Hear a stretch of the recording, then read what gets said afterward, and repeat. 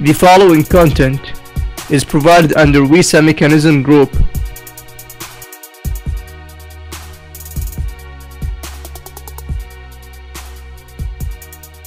Hi everyone.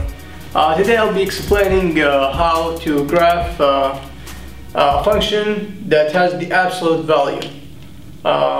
It's a very easy problem. So I'm going to go ahead and show you step by step how to graph this function.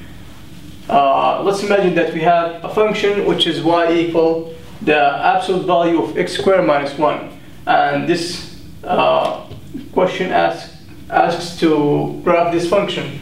So I'm going to go ahead and delete the question. I'm sure that everyone knows the question right now. We're going to divide our equation into three parts. The first part we are going to graph is y equal x squared. And I'm sure that everyone knows how to graph this function. This function looks like this. This is our x-axis and this is our y-axis.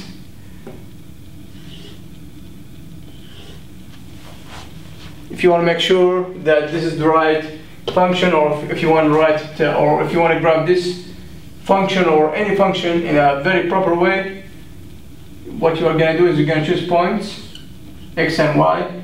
Choose 1, 2, 3, 0, -1, -2, -3.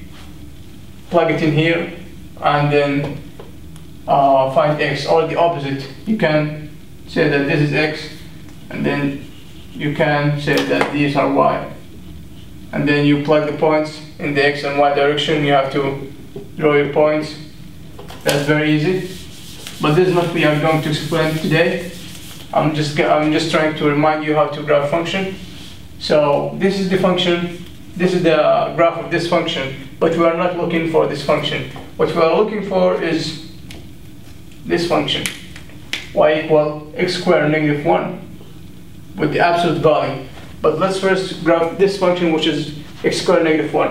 X squared -1, that means we are going to go down one step. So our graph will look like this, as we can see. But the question wants the absolute value. And what does an absolute value mean? Absolute value means all the positive number. For example, if we have the absolute value of -1 equal to 1, the absolute value of -x cubed equal x cubed, the absolute value of -WISAM is WISAM. The absolute value of anything, if it's negative or positive, it's going to be positive, even if the absolute value of positive x cubed is going to be x cubed. So anything is negative inside the absolute value is going to be positive. So right now we are going to graph the absolute value. As we can see in here, we have all the positive values of x and y. This is the positive. It's going up. We're going to I'm sorry. In here we have all the positive value for the y, because this question is as a function of y. This is why we have everything in here is positive. This is why we are going to keep everything in here. And we're going to draw the positive things in the green color. Okay, so we have this positive, but this part is negative, which is not included in this function. So what we are going to do is that we are going to take the inverse, or we're going to inverse this function to the other side. So we're going to draw this function like this.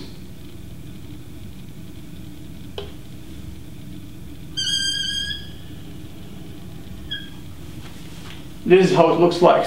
And you can, as I said earlier, you can say that here's your x and here's your y.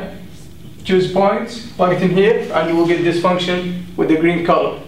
And just to make it clear, we're going to delete the thing that is not included in this function. So this is our graph. This is how our graph will look like for this function. It's all positive here is negative. This is why here this is not included, and this is why we take the inverse, or not the inverse, we take the opposite. We just inverse this graph to the positive side. There are many examples. This is one of the easiest examples. Just make sure that you know what is the absolute value is, or how to apply the absolute value on a graph. Thank you very much. If you have any comments, write your comments below, and if you have any questions, ask. I'll be glad to answer.